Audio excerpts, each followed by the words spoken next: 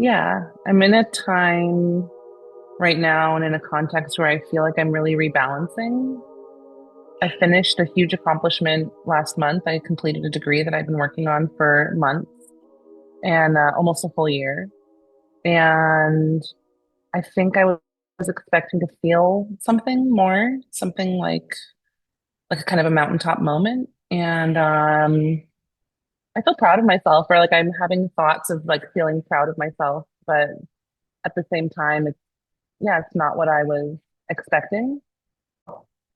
And then I'm coming into more free time where I'm kind of trying to figure out what I'm doing, feeling protective of that time, and also like the need to apply some purpose to that time. So, yeah, I think I'm noticing like some like tenderness in my chest. I feel like what I don't want to say that's true is that I think this is like the harshest inner critic time I've had recently. In my like morning pages and in my meditative seat, I feel like there's a harshness in the way I'm talking to myself. That's really dismaying. It's like different to my typical experience, and I feel bothered by it. Yeah, it's embarrassing for me that I'm so harsh on myself right now on the inside. I feel like I practice a lot with the inner self and the inner voice, and that somehow that should like inoculate me from this harshness. But I feel hard on myself. I feel like I don't know what I'm doing right now in my life suddenly. And I'm feeling that it's easy to feel like I'm disappointing other people because I'm feeling like I'm sensing a lot of disappointment in myself. So I can tell I'm creating a lot of scenarios where I'm like sensing that I'm disappointing people. Yeah, I feel really tender saying that out loud. Like difficult to admit. Um, but I'm staying with that feeling just for a second.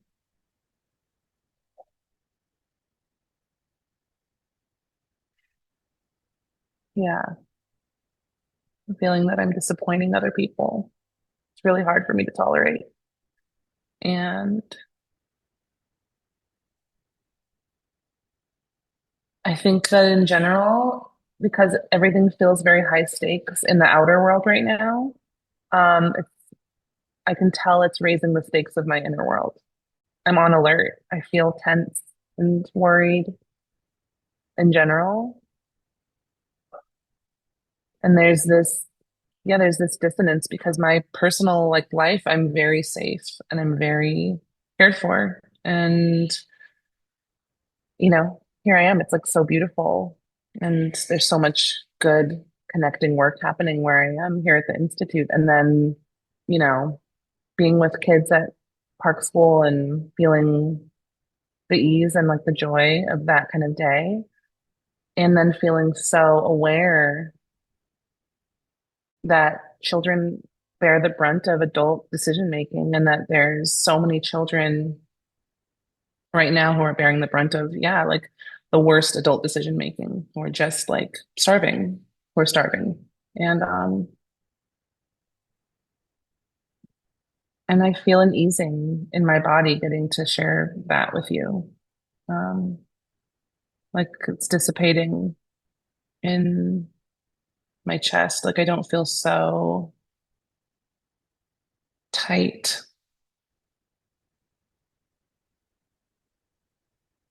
And I'm looking at each of you and I'm feeling um like I'm coming out of a haze of like an inner journey and I'm seeing you and I'm feeling connected to you. Um, it feels good.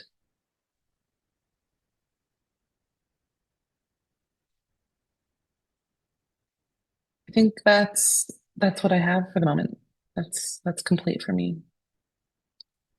Thank you. Ro, how you living?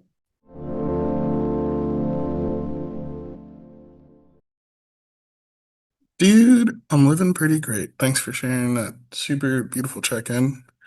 So I just dropped the first name. I've used to be Alex, now it's Rossano. Call me Ro for short. I've never liked my first name. It wasn't given to me by my mom, you know? And I feel like names are powerful and the intention behind naming something is very powerful. And the person that did name me didn't do it with intention.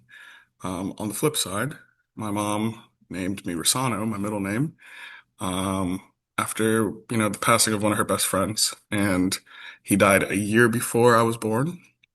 And I just feel really connected to that name. And I've like hid it for so long because I didn't like the connotation that was behind the name when I was younger.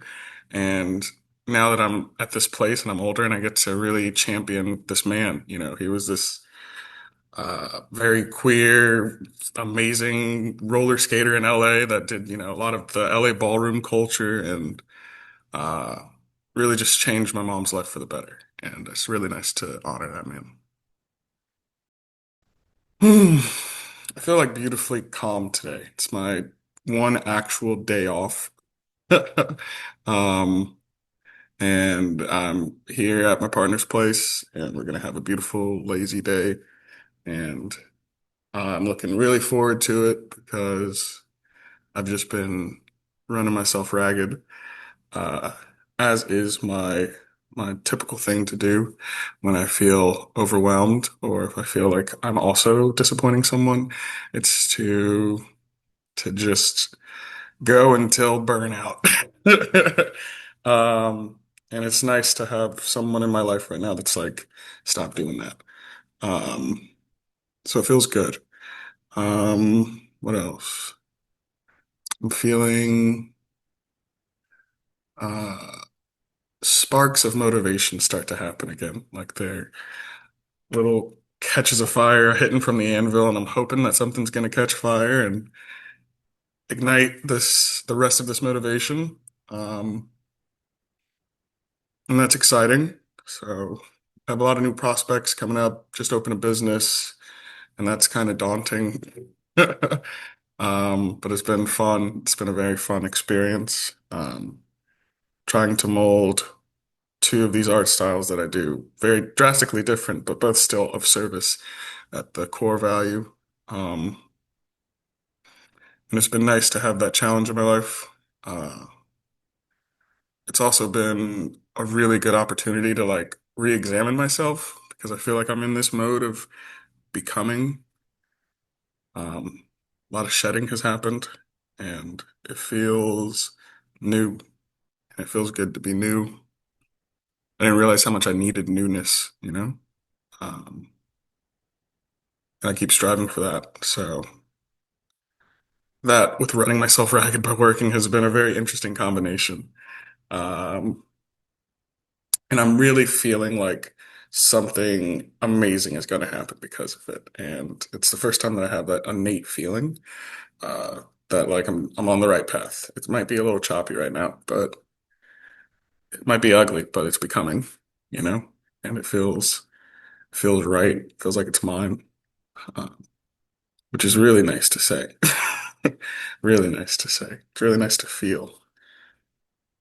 Yeah, that's been really nice. Because of that, I feel like there's been a shutting down of systems that has happened in my life, you know? So I'm not nearly as open as I used to be. I'm not nearly as ready to like feel and solve everybody's problems, which is really nice. It's really nice to rein that in and see how much more energy I have, honestly, because I'm kind of refocusing what that looks like and also trusting in people that they can handle themselves. And if they need to reach out for any kind of help, I'm always here. But I'm not gonna just give that as a base. Um, and I feel like definitely the time at the bath and working with so many amazing people and healing arts and having Sawyer down there also just like really bolsters this feeling of like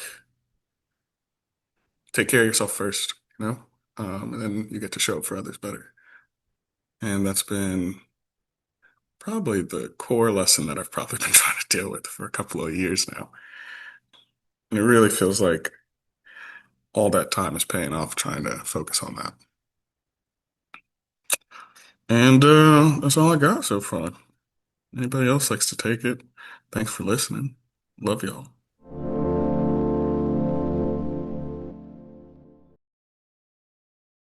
Yeah. Yeah, I'm comfortable. I'm surprised at myself today. I feel really, really good. I had the funniest dream last night. I woke up laughing, laughing, laughing hysterically in this dream.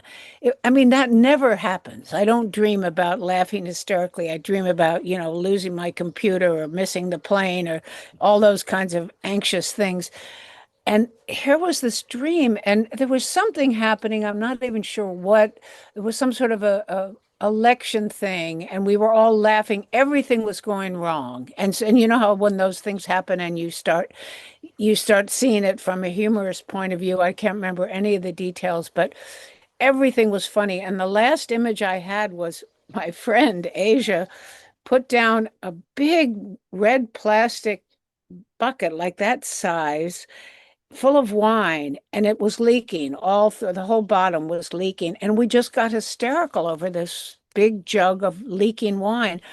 And I just woke up feeling so happy. I mean, I'd spent the last while laughing, and so that was sort of a joyful start to my morning, and I just made a commitment to hang on to that good feeling. So I'm going into this day in unusual grace, I guess you'd say. Um, yeah, all's well. I'm happy it's Lucia's birthday today, so I'm celebrating my daughter and excited for her arrival with her family in another few weeks. And it's beautiful down here. I've been spending tons of time in my garden. Everything is, oh, I wish I could show you. I can show you, but um, everything is blooming. Tons of roses and fruit trees, and our garden is just fabulous. So that's kind of my life. I get up to Esalen, not enough, but at least I'm getting up once a month or so to continue working. I have a little work on this end as well at Tree Bones, and I'll be picking up some other teaching down in Cambria in the summer. So mostly I'm enjoying doing these private teaching classes where I just work with a couple, two or three people whoever wants to come, and we just do some tutoring, and I love that. It's personal, it's fun, it's rewarding, and it's not physically as demanding as doing a bunch of sessions. So I'm offering that at Esalen, at Tree Bones, and then this other spa in Cambria now. So that's great because work is picked up and it's been really slow and hard to work because of the road. Oh, and I have gone over the road. There is a road that goes up and over the slide and down into the Big Creek Reserve and then out onto Highway 1. It's an hour and 15 minutes instead of 4.5 hours. And the road is better than Gordon Mountain Road where I live. I mean, it's a one-lane road. So if anything's coming the other way, you're in trouble because very few places to pull over. Every once in a while, there's a place to pull over. So there's a protocol. Mark Reedy, who's the caretaker there, he has people. He has to give you permission and gate combos, but there's a mornings north and an afternoon south, and you have to stay within the hours that they say. So, like this weekend, the morning north is before 7 a.m. and south after 5. Usually it's a little tighter than that. Um, but if you have permission, we can go through. So I haven't driven it. My neighbor, Robin Burnside, she's more of a cowboy. She drives it, and I go with her. And her car's better for it than mine higher up. And it's the most beautiful drive because you go up where Circle M used to be. You go up over the mountains there, and then you ride right across the top of the slide, which is really scary when you get up to the top because you're looking down and it's just right there, right underneath you. And it's huge. It is huge. And what they're doing up there looks like, ants working on a mountain. It's just so big. So you get up and you go over the slide, and then you go down from there into the Big Creek Reserve, which is now belongs to University of California, and it's they have many students who come there and study ecology or whatever it is they're studying, and then you go down into the canyon and along the creek, and it's just magnificent. Don't see any houses, anything until you get all the way to the end, and then you go out the Big Creek Gate. So I love the trip. it's just wonderful. And I wish they could make that the road while this is all happening, but that's all private property.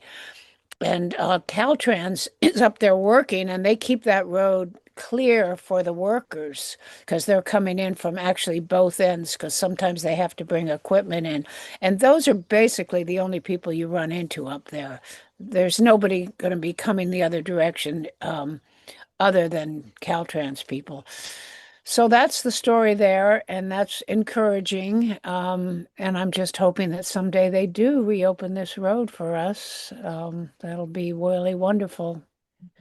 So in the meantime, we carry on best we can, but we all down here feel isolated and just cut off from friends and work and medical care and all the things that we are used to when the road was open. So it's been very challenging in that way. And the upside is that there are no tourists down here trashing the road and starting fires. And although now the backcountry is open again and the tourists are coming back. So we'll see how the summer goes.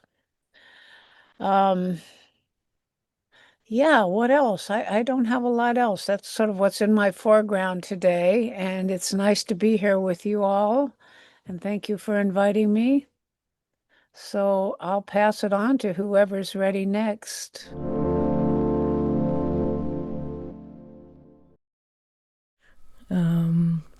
Yeah, I feel good today. My mind feels clear. My heart is beating right now. I feel it in my chest, but that's just because I get a little nervous when I'm speaking to a broad group of people. Yeah,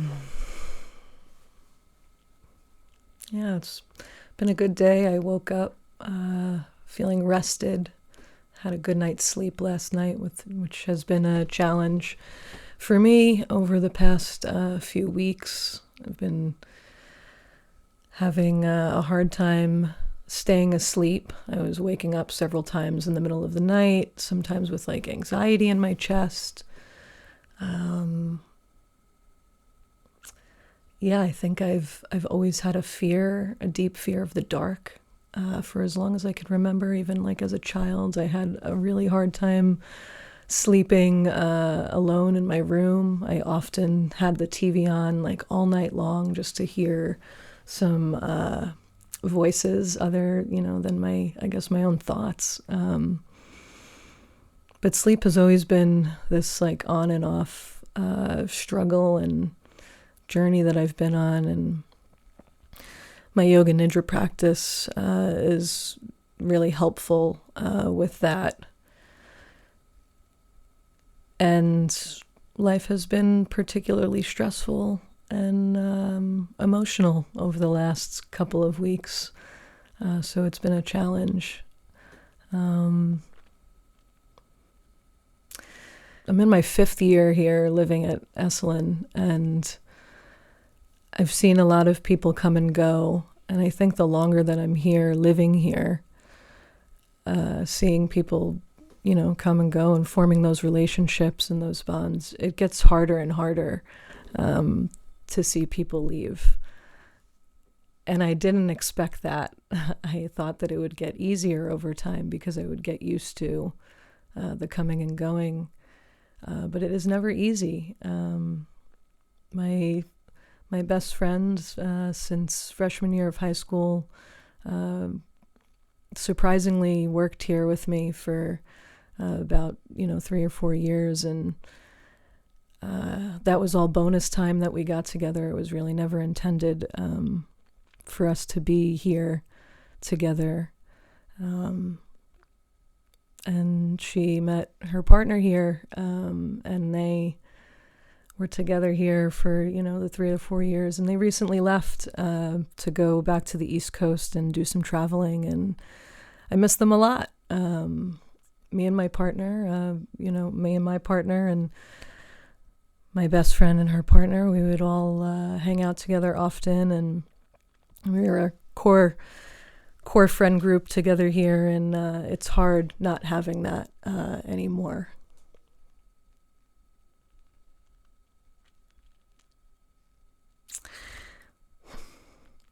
And I'm really happy that they are enjoying their life and experiencing new things. And now I have friends to visit when I go back to New York, inevitably, to visit my family. So those are all good things. And it's been hard to adjust. Yeah, just like a lot of changes lately around here, and moving through those feelings and sitting with them when they pop up, allowing them to move through me, which is something I learned how to do here. So I'm grateful that I now have a lot of tools to lean on when these challenging times pop up. I feel like I'm coming out of that hard period now, sleeping better, feeling more energized during the day. The sun definitely helps. It's a beautiful blue sky day today, and I can't wait to be outside when I'm done working, or probably sooner than that. One of the benefits of being here is that you could really just step outside at any moment and get some sun on your face. Yeah, I feel good today, and I'm feeling hopeful about the future. I'm excited for what's to come, and I'm grateful to still be here.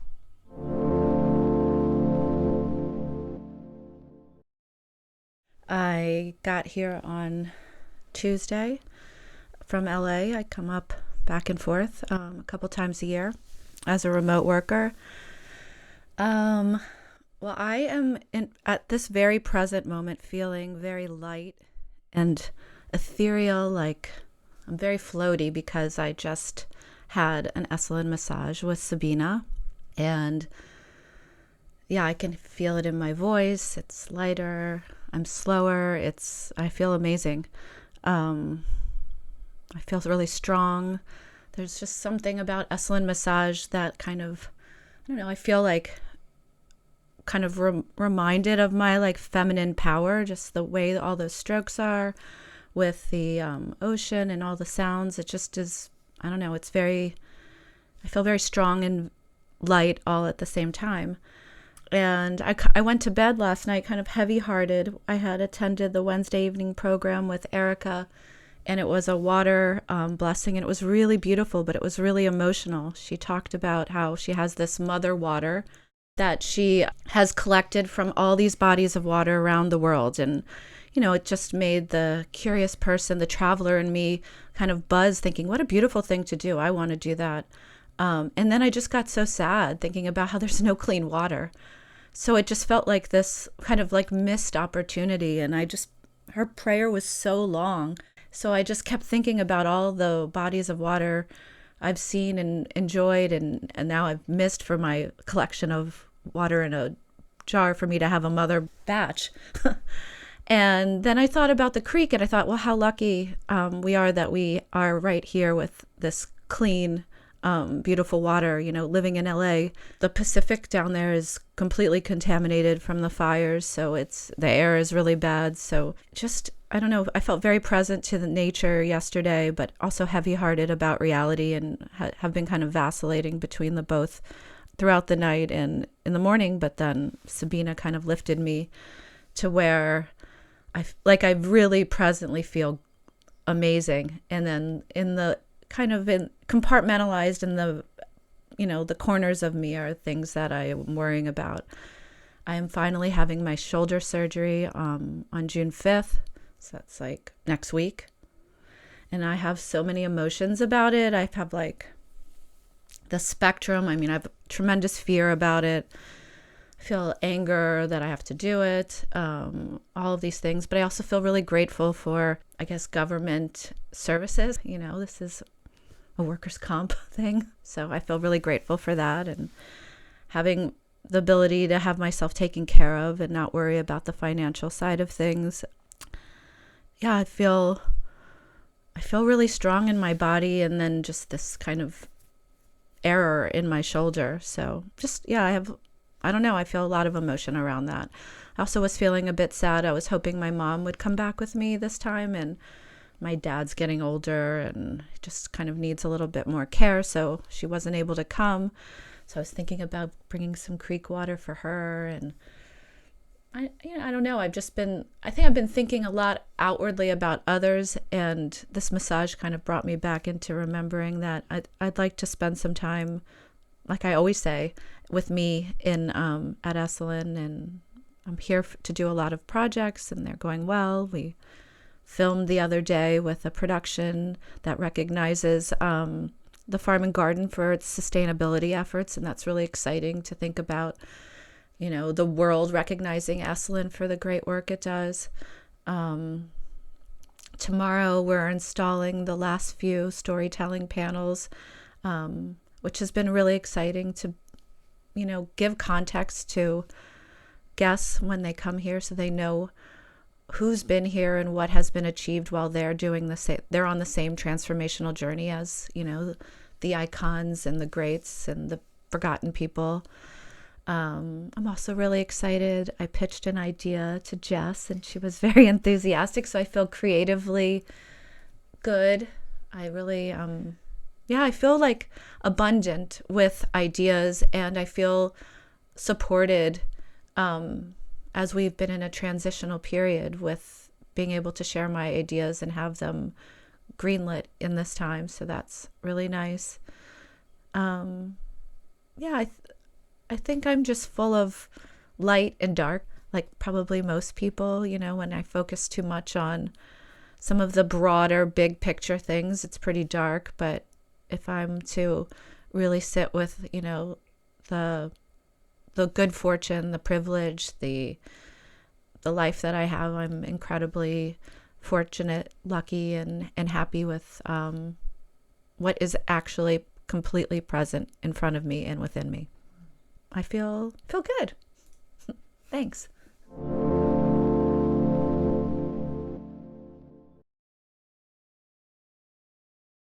Thank you. This is always fun. I'm so glad that we get the chance to do this. Where am I today? I'm solo parenting. That's kind of like my baseline. It's so interesting to me how well it always goes when it's just me and Roxy. We have our most trouble, I would say, just like in our dynamic of three. That's weird. I always get these reports from school that Roxy is so generous and kind and patient. I'm like, okay, that's awesome. I'm so glad that's true. The way she's with me right now, just in this like sort of like new dynamic of just me and her, because Candace is in Costa Rica, it's awesome. And I'm very strict with myself about giving her everything that she wants during the time that's Daddy and her. But yeah, it's been really cool. I treasure my time, one-on-one with her. It can be some incredibly beautiful moments that it's like better than anything else. So, I mean, parenting is also kind of like worse than everything else, but but the good ones are really good.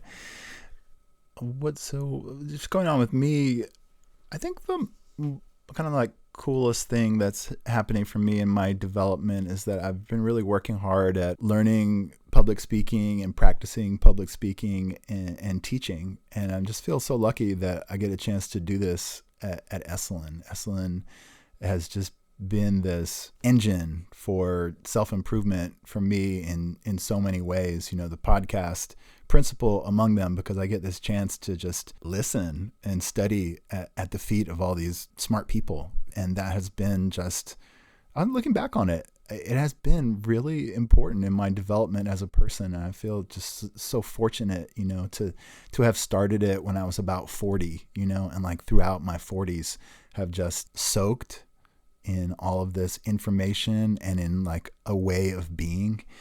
And I almost feel like a similar type of thing happens over the course of teaching. So I teach pretty much weekly here, and I've been doing it for at least a year, maybe a year and a half. In the beginning, didn't really know what I was doing. I had a hold on the information that I was conveying, but I didn't really know how to do the holding space is a big part of it. And then incorporating the guests into the class is a big part of it too. So recently I've been hosting these conversations around AI, and everybody comes with all these strongly held opinion and kind of a desire and a need to articulate that in a public space. And what a wonderful, service that we can offer them, this space. But yeah, I guess in the beginning, I really felt like I had to dominate the space and put out my opinion and my information that I wanted them to get. And it was just sort of from my point of view, this is my time, you guys, you're here to listen to me. But now I feel like I have a more nuanced understanding of the way to create an hour or an hour and a half that feels generative and useful for everyone involved, not just me. So I can count that, as an advance. My colleague Sadia is an amazing teacher, and she says I'm a beginner, and she's been doing it 10, 15 years. She's like, I'm a zygote of a teacher. And so I'm a real beginner, having done this for a year, but I also feel like I'm good at it. And it feels really, my dad was a teacher before he switched careers and he became psychoanalyst. And I just never wanted to do it. I wanted to be an actor when I was a kid, and I just thought teaching was kind of lame, and I had lots of judgments about my teachers or professors. And there's nothing I hated more than a bad teacher. It was just an insult to me and my time. And it's stepping into becoming a teacher imperfectly. It feels like a big step towards my maturity and being able to offer something that, again, that's useful. That's all I really want when it comes down to it. I love being a creative. I wouldn't be happy if I wasn't making stuff. And I know that I've always been really process oriented and want to create a whole bunch of stuff. And I know that in my mountain of things that I've created, probably at least 50% is crap. But I still have this goal of everybody gets satisfied in this equation. Me, because it's fun to make stuff, but other people, if it's useful art, then they are being fed by that. So it's so great that, my life didn't end. We have this conception, I think, in media and in news that your life ends once you exit that 18 to 35 demo. And it's just, this has been the most creative and probably successfully creative decade of my life. And damn, I feel really lucky. Yeah, I feel really lucky in that. And so I was doing this talk at the Berkeley Alembic a week and a half ago, and I invited my friend Sintra, a writer who I haven't seen in 12 years. She just moved back to the Bay. So she came to the talk, and I capped that talk with a performance piece of a funny thing that I created. She saw it and she was laughing her head off, and it went great. And afterwards she was like, you know what you should do? You should take it to Edinburgh Fringe Festival. And I was like, I'm not that, I'm not a performer. I don't want to do that. And then I started thinking about it for the next couple of days. And I was like, wow, what if I had this goal, and I worked on it for a whole year and I ended up doing that, and I would feel so enlivened by that prospect. And so now I think I'm going to do it, and it'll be a gift to myself. I'll be almost turning 50 just that fall. So you're supposed to do something important or big at that time. And I don't want to go to Burning Man anymore. I don't like it. It's too hot. So that's my goal. And I guess that's what I have today. Today's show is produced in conjunction with Shira Levine. Our theme music is by Nico Holloman. Think critically, because why not?